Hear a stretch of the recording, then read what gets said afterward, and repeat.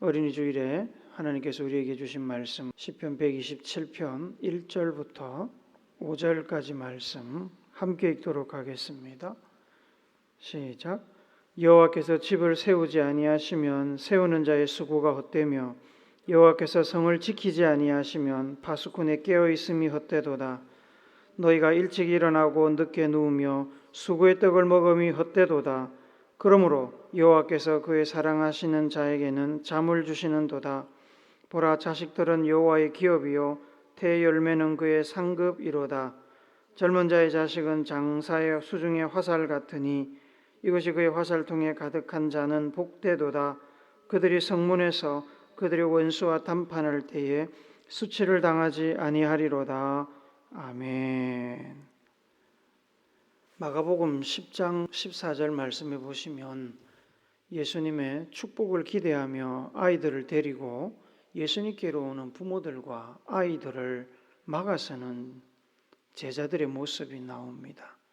그 제자들을 발견한 예수님께서 제자들에게 보이신 반응을 기록하고 있는데 이렇습니다.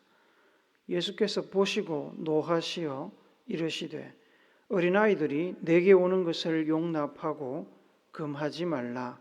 하나님의 나라가 이런 자의 것이니라. 예수님께서 노하셨다고 성경이 기록합니다. 예수님께서 어린아이, 아동 혹은 다음 세대라고 불리는 연령대의 사람들을 얼마나 귀하게 여기시고 좋아하셨는지를 보여주는 일화입니다. 소파 방정환 선생은 어린 사람, 어린 아이를 어린이로 부르자고 강조하셨습니다. 여기서 어린 이에 붙는 이 이는 늙은이, 젊은이에도 쓰이는 존칭입니다. 지칭하는 사람을 높여 부르기 위해서 사용합니다. 그래서 어린이는 어린 분 이런 뜻입니다. 어린 분. 방정환 선생은 아이들이 비록 나이가 어리고 경험이 부족해서 세상 이치를 잘 모르고 부모의 돌봄이 필요한 존재들인 것은 맞지만 그럼에도 불구하고 다른 모든 연령대의 사람들과 똑같이 존귀한 존재라는 존중의 대상이고 독립된 인격체라고 생각을 하셨습니다. 그래서 어린 이로 부르자고 하신 겁니다. 요즘같이 출산율이 낮아지고 인구 절벽을 경험하고 있는 우리나라에서 이 아이들의 가치는 과거 어느 때보다도 높아지고 있습니다. 언제부턴가 가정에서 아이들이 서열일이라는 부모가 그 다음이라는 이야기를 할 만큼 현대에 와서 아이들은 가정과 또 사회에서 귀하게 여기고 있습니다. 옳은 일입니다. 아이들은 존중받아야 마땅한 존재입니다. 그러나 여러분, 존중받아야 한다고 해서 아이들이 마음대로 말하고 행동하고 살도록 내버려 둬야 된다는 간섭할 수 없는 그런 존재라는 뜻은 아닙니다. 왜 그렇습니까? 귀하기 때문에 마음대로 살도록 내버려 두면 오히려 그 귀한 아이들의 삶을 망치게 됩니다. 응석바지가 됩니다. 영어로 스포일드 차일드라고 그러지요. 이 스포일은 그 사전에 찾아보시면 망쳐놓다, 못쓰게 만들다, 손상하다, 음식을 상하게 하다, 버릇없이 기르다, 지나치게 대접하다, 이런 뜻이 다 포함되어 있습니다. 그래서 이 스포일드 차일드라는 것은 응석바지로 버릇없게 잘못 기른, 상품으로 치면 손상이 돼서 못쓰게 된 아이라는 아주 안타까운 뜻이 들어가 있습니다.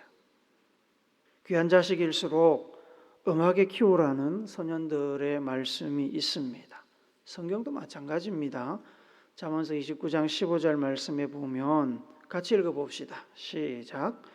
채찍과 꾸지람이 지혜를 주거늘 임의로 행하게 버려둔 자식은 어미를 욕되게 하느니라. 나이가 들면 함부로 대할 수 없고 채찍을 들고 그렇게 할 수는 없습니다만 어린아이 때 어린아이적인 그런 그 본능적인 행동을 가르치고 교훈하지 않으면 임의로하게 버려둔 자식은 부모를 욕되게 한다고 그랬습니다. 언론에 가끔씩 자녀들 때문에 망신살이 뻗친 정치인들, 지도자들 이야기가 많이 나오지요. 그래서 그렇습니다. 왕궁에서는 왕자와 공주들을 매우 엄하게 양육했습니다. 엄하게 기른다고 해서 아이들을 무시하거나 학대했다는 말이 아닙니다. 왕궁에서는 왕자를, 공주를 기르는 스승들이 왕의 자녀인 왕자나 공주를 왕처럼 떠받드는 동시에 질서와 규율을 가지고 엄중하게 교육을 했습니다.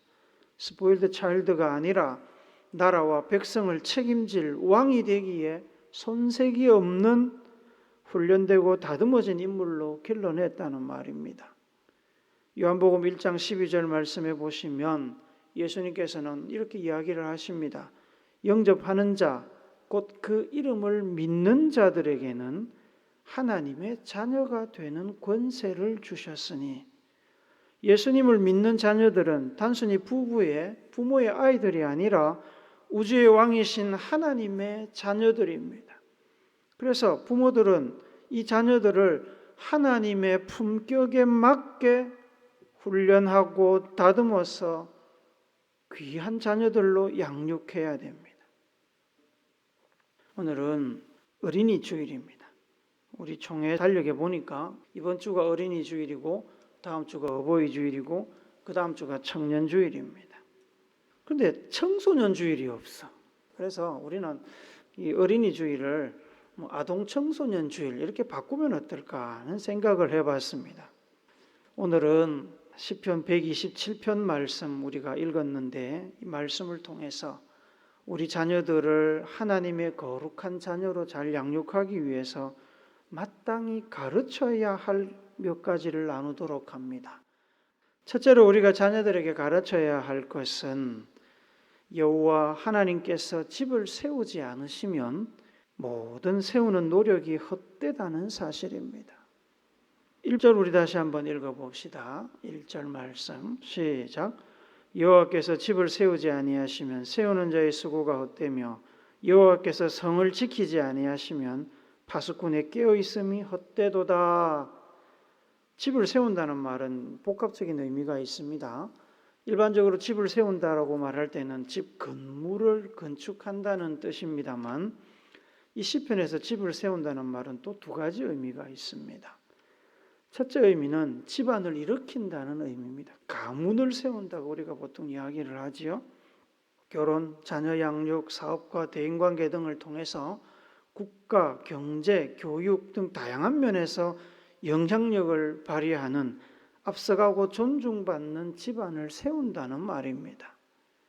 두 번째, 집을 세운다는 말의 의미는 적의 공격으로부터 나라를 보호하며 안전하고 살기 좋은 나라를 만들어 가기 위해서 군사, 경제, 문화 등 다양한 면에서 나라를 발전시켜 나간다는 뜻입니다. 이 시편은 표제를 여러분 성경책에서 보시면 솔로몬 왕의 작품으로 성전으로 올라가는 노래입니다. 성전으로 올라가면서 불렀다는 의미입니다. 솔로몬 왕은 하나님의 성전을 건축한 왕입니다. 1000번째 예물을 하나님께 드린 사람이지요.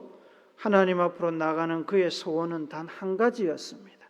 이스라엘 나라의 백성들을 하나님이 보시기에 지혜롭게 잘 다스리는 것. 그래서 이스라엘을 하나님께서 기뻐하시고 백성들이 행복한 위대한 나라로 세우는 것, 그것이 솔로몬 왕의 바람이었습니다. 그런 솔로몬 왕이 하나님께 나가면서 집을 언급한다는 것은 단지 왕족 가문을 언급하는 것이 아니라 나라를 언급하는 것으로 이해하는 것이 맞습니다. 성도 마찬가지입니다. 집과 성 모두 이스라엘 나라를 의미합니다. 솔로몬 왕은 단언합니다.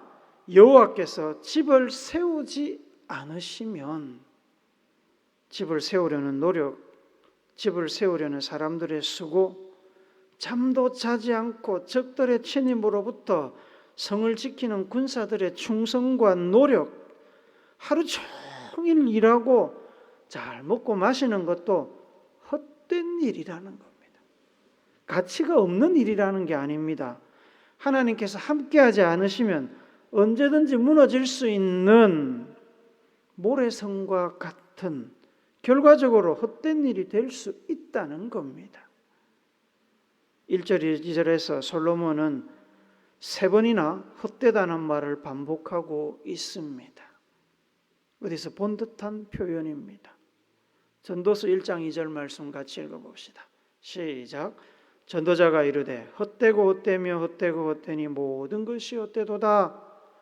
하나님을 등에 업지 않고 행하는 모든 일이 헛되다는 말입니다.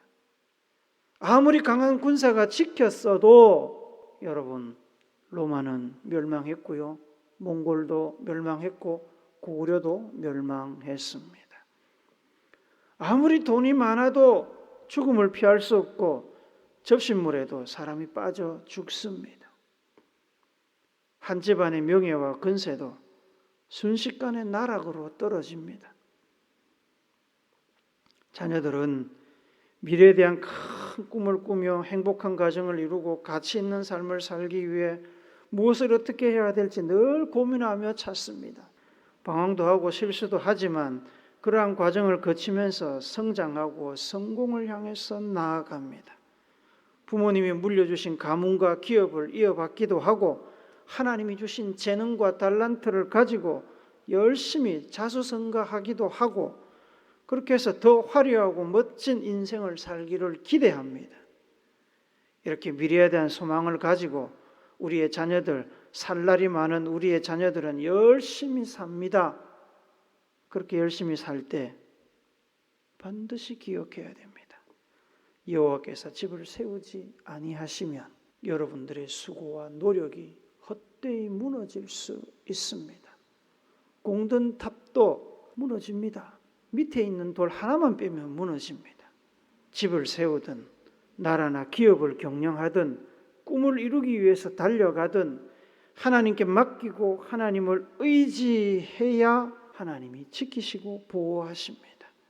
하나님을 삶에 초청해서 하나님과 함께 가면 하나님이 집을 세우시고 꿈과 비전을 이루도록 인도하십니다. 잠언서 16장 3절을 같이 읽어봅시다. 시작. 너의 행사를 여호와께 맡기라. 그리하면 내가 경영하는 것이 이루어지리라. 여호와께 맡기면 이루어집니다. 안 맡기면 모릅니다. 둘째로 우리가 자녀들에게 가르쳐야 될 것은 자녀들은 하나님께서 가정과 부모에게 주신 기업이고 상급이고 전장의 무기와도 같은 존재라는 사실입니다. 3절 4절 우리 한 번 더 읽읍시다. 시작. 보라 자식들은 여호와의 기업이요 태의 열매는 그의 상급이로다. 젊은 자의 자식은 장수의 수중의 화살 같으니. 자녀들을 주신 분이 하나님이십니다. 현실적으로 보면 부모가 사랑 안에서 부부관계를 갖고 임신하고 출산해서 아이를 기릅니다. 자녀는 부모의 사랑과 노력의 결실이지요. 틀림없는 말입니다. 그러나 그 배경에는 하나님의 개입이 있습니다. 앞서 말씀드린 대로 집을 세우는 것이 사람이 하는 일이지만 하나님의 개입이 없으면 모든 것이 헛될 수 있습니다. 자녀들의 임신과 출산과 양육도 당연히 하나님의 개입이 없으면 불가능한 일입니다. 생명의 근원은 하나님이시고 자녀를 건강하게 출산하게 하시고 성장하게 하시고 생명을 보존하게 하시는 분은 하나님이십니다. 그러니 자녀는 하나님이 주신 겁니다. 하나님의 선물입니다. 선물은 뭡니까? 은혜지요. 거저 주신 겁니다. 받을 자격이 없는 사람에게 거저 주는 겁니다. 자식이 여호와의 기업이라는 말은 자식은 여호와께서 부모와 가정에 주신 유산, 소유, 목, 재산이라는 뜻입니다. 주셨다고 해서 마음대로 쓰라는 것이 아닙니다. 맡기신 것입니다. 소유권은 하나님께 있습니다. 자녀를 부모의 소유라고 생각하는 사람들이 많습니다만 아닙니다. 자녀는 여호와 하나님의 소유입니다. 생명을 주신 분도 여호와시고 출산하게 하시고 자라게 하신 분도 여호와이십니다. 육신으로 자녀를 낳았으니 부모의 목도 있고 가정을 이루는 구성원에 자녀도 함께 포함되기에 가정의 몫이라고도 이야기할 수 있습니다만 자녀는 부모나 가문의 가정의 소유나 몫이 아니고 하나님의 몫이고 하나님의 소유입니다. 그럼 부모는 어떤 위치에 있습니까? 하나님의 몫이자 소유인 자녀를 하나님 대신 돌보고 양육하는 청지기, 부모의 역할입니다. 물론 인간적으로 보면 부모의 자녀가 맞습니다. 그러나 하나님 관계에서 보면 부모는 청지기이고 보모입니다. 자녀는 우주의 왕이신 하나님이 맡기신 존귀한 존재입니다. 하나님의 귀한 자녀를 맡았으니 부모는 우주의 왕이신 하나님의 왕자와 공주를 돌보는 청지기, 보모, 스승의 역할을 충실하게 감당해야 됩니다. 금지옥엽으로 키워야 하고 하나님의 말씀과 은혜로 훈계하고 인내와 절제와 사명과 충성과 질서를 가르쳐야 됩니다. 그리고 언제든지 하나님께서 요구하시면 하나님께 돌려드릴 준비를 해야 됩니다. 하나님 거기 때문에. 여호와의 상급이라는 표현에서 상급은 열매입니다. 그죠? 열매이고 또 보상을 의미합니다. 젊은 자의 자식이라고 표현한 것은 젊을 때 낳은 자식입니다. 대부분은 일반적으로 젊을 때 자식을 낳습니다. 자녀는 서로 사랑하며 믿음으로 가정을 세우고 하나님께 순종하는 거룩한 부모의 삶의 열매이고 보상입니다. 살다 보면 어디 믿음대로만 됩니까? 원칙대로만 사라집니까? 믿음이 흔들릴 때도 있고 넘어질 때도 있고 부부간에 불화할 때도 있습니다. 그럴 때마다 부모는 자식을 보면서 되새기는 겁니다. 이 자녀들은 하나님 앞에서 믿음으로 걸어가는 부부의 삶이 절대로 헛되지 않다는 것을 증명하는 증거라는 겁니다. 자녀들은 그냥 실수로 태어나는 것이 아니지요. 그러니 부모는 힘들어도 포기하지 않고 자부심을 가지고 자녀들이 본이 되는 삶을 살아야 되는 겁니다. 과거 전쟁에서 장수에게 화살은 칼과 함께 아주 중요한 무기입니다. 화살은 공격용인 동시에 보호용입니다. 자녀들은 이 험한 세상에서 가정을 지키고 이끌어가는 부모를 보호하는 방패와 같은 역할을 한다는 겁니다. 또 가정을 위협하고 영육간에 괴롭히는 대적들을 공격하는 무기이기도 합니다. 그래서 5절 말씀에 보면 적이 성을 둘러싸고 공격하는 상황 중에 적군과 협상하거나 싸우는 상황을 지금 가정한 겁니다. 적과의 대립에서 자녀는 부모의 든든한 뒷배가 되어주는 존재입니다. 셋째로 우리가 자녀들에게 가르쳐야 할 것은 부모와 함께 자녀들은 가정을 세우는 동력자라는 사실입니다.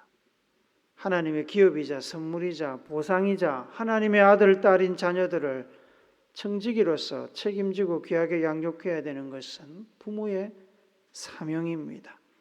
그와 동시에 자녀들도 자신이 하나님의 아들과 딸이고 부모와 함께 가정을 세우도록 하나님께서 보내셨음을 분명히 인지하고 있어야 됩니다.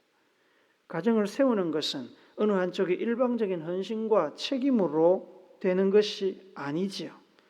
하나님을 모시고 부모와 자녀가 말 그대로 삼위일체가 되어서 함께 세워가는 신앙과 생명 공동체가 가정입니다. 자녀들은 단순히 부모에게 종속된 애완동물과 같은 존재가 아닙니다. 평생 받아먹고만 사는 존재가 아니라는 말입니다. 여러분, 애완동물은 주인에게 정서적으로 기쁨을 주고 외로움을 달래주는 것은 사실이지만 거기까지입니다. 그냥 먹고 싸고 짖고 놀고 자는 것이 전부입니다. 애완동물들이 늙은 주인을 부양하거나 보호하지는 않습니다. 자녀들은 애완동물이 아닙니다. 자녀들은 부모의 사랑과 양육을 받고 자란 뒤에는 부모와 함께 가정을 세우고 부모의 노년에는 부모를 보호하고 신앙을 지키며 평안한 삶의 마무리를 돕는 존재들입니다. 자녀들은 부모의 동반자이며 조력자이고 또한 보호자이기도 합니다. 자녀들이 부모와 함께 가정을 세워갈 때 반드시 기억해야 될 것이 두 가지가 있습니다. 첫째는 자녀는 부모에게 순종해야 됩니다. 에베소서 6장 1절 말씀을 읽어봅시다. 같이 읽습니다. 시작. 자녀들아 주 안에서 너희 부모에게 순종하라. 이것이 옳으니라. 이게 옳은 일이다, 마땅한 길이다, 방향이다 이 말입니다. 하나님은 질서의 하나님이십니다.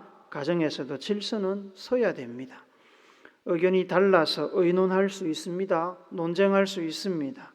그러나 가정을 하나님의 질서 아래 유지하기 위해서 비록 이해하거나 받아들이기 어려운 부분이 있어도 생명을 위협하거나 신앙을 버리는 일이 아니라면 하나님이 세우신 부모의 권위를 존중해야 됩니다. 물론 부모가 이 권위 가지고 있다고 마음대로 해도 된다는 이야기는 아닙니다. 자녀들의 소리에 귀를 기울이고 존중의 마음으로 들어야 됩니다. 둘째로 자녀는 독립적으로 하나님 앞에서 믿음의 주체로 서야 됩니다. 다시 자녀들은 독립적으로 하나님 앞에서 믿음의 주체로 서야 됩니다. 독립적이라는 말은 신앙은 결코 부모에게 엉켜 있지 않다는 겁니다. 부모에게 연결되어 있지 않습니다. 부모가 천국 간다고 자녀가 천국 가는 게 아니라는 말입니다. 독립적인 존재입니다. 믿음의 주체라는 말은 부모의 신앙에 끌려가서는 안 된다는 말입니다. 독립적으로 하나님과 교제 안에서 믿음의 주체, 스스로 믿음을 세워가는 사람으로 서야 된다는 말입니다. 요한일서 4장 4절 말씀 함께 봅시다. 같이 읽습니다. 시작. 자녀들아 너희는 하나님께 속하였고 또 그들을 이기었나니 이는 너희 안에 계신 이가 세상에 있는 자보다 크심이라. 그들을 이겼다는 말은 원수 마귀 사단을 이겼다는 말입니다. 요한일서 5장 21절도 같이 읽읍시다. 시작. 자녀들아 너희 자신을 지켜 우상에게서 멀리하라. 부모와 자녀들이 함께 가정을 세워가기 위해서는 부모는 부모대로, 자녀는 자녀대로 각각 하나님 앞에 바로 서 있어야 됩니다. 자녀들 역시 부모와 마찬가지로 하나님께 속한 하나님의 자녀이며 백성입니다.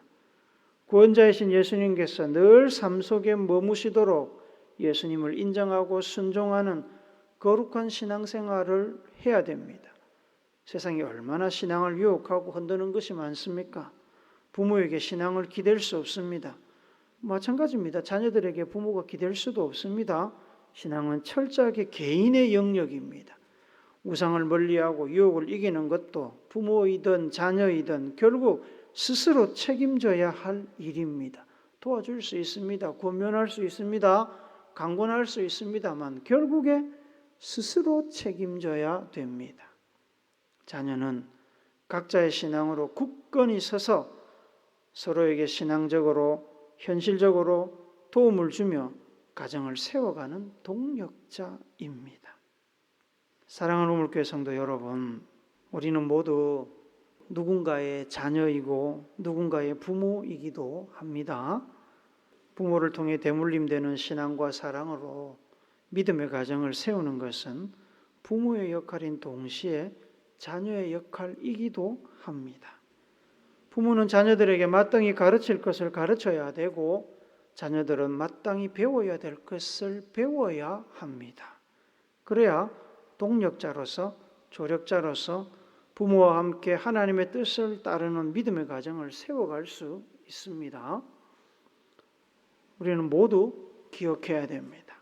하나님께서 가정을 세우지 않으시면 우리의 모든 수고가 헛될 수 있습니다. 자녀들은 하나님께서 가정해 주신 열매고 보상이고 전장의 무기와도 같은 존재입니다. 자녀는 부모와 함께 믿음의 가정을 세우는 동력자입니다. 자녀는 부모에게 순종해야 되며 하나님 앞에 독립된 믿음의 주체로 서야 됩니다. 자녀 양육에 관해 항상 언급되는 신명기 말씀을 함께 읽으면서 설교를 마무리하고자 합니다. 부모의 위치에 있는 이들이나 자녀의 위치에 있는 이들이나 모두가 들어야 하고 기억해야 될 말씀입니다. 순종의 마음으로 신명기서 6장 4절부터 9절 말씀 함께 읽습니다. 시작. 이스라엘아 들으라. 우리 하나님 여호와는 오직 유일한 여호와이시니 너는 마음을 다하고 뜻을 다하고 힘을 다하여 내 하나님 여호와를 사랑하라. 오늘 내가 네게 명하는 이 말씀을 너는 마음에 새기고 내 자녀에게 부지런히 가르치며 집에 앉았을 때든지 길을 갈 때든지 누워 있을 때든지 일어날 때든지 이 말씀을 강론할 것이며 너는 또 그것을 내 손목에 메어 기호를 삼으며 내 미간에 붙여 표로 삼고 또 내 집 문설주와 바깥문에 기록할지니라.